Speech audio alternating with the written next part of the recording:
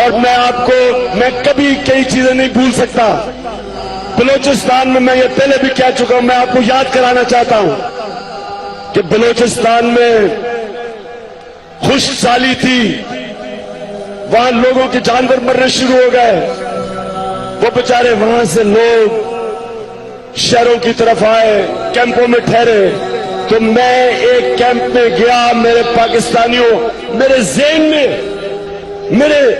مجھے اس کی رات کو گھنانے خواب آتے تھے سوچ کے کہ جو میں نے ایک عورت کو دیکھا وہاں بال بکھرے ہوئے, پاگل بھری ہوئی, رو رہی. اس کے خامد سے میں نے پوچھا اس کو کیا ہوا؟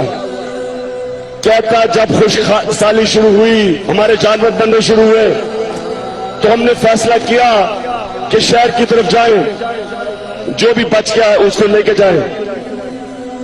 تو کہتا ہے لیکن ہمارے پاس ہماری ایک معذور بیٹی تھی اور ہمارے پاس اس کو لے جانے کے باقی بھی بچے تھے, تو ہمیں اس معذور بیٹی کو چھوڑ کے جانا پڑا. اور یہ ماں ابھی بھی اس کو اس بیٹی کی چیخیں یاد آ رہی ہے. جب یہ جا رہے تھے وہ چیخیں مار رہی تھی بیٹی. کون سا معاشرہ اجازت دیتا ہے اپنے انسانوں کو اس طرح رکھنے کا؟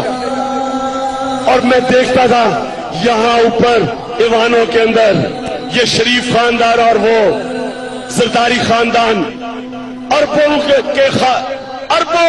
روپے ان کے باہر ہیں, پیٹ ان کا بھرتا نہیں ہے. ایک گھر نہیں تو دوسرا گھر, پیرس میں, لندن میں. اس کا بیٹا نواز شریف کا 800 کروڑ روپے کے فلیٹ میں 1 ہائٹ پارک کارنر میں لندن میں رہتا ہے. کدھر سے آیا پیسہ؟ کیوں قوم چپ کر کے تسلیم کرتی تھی؟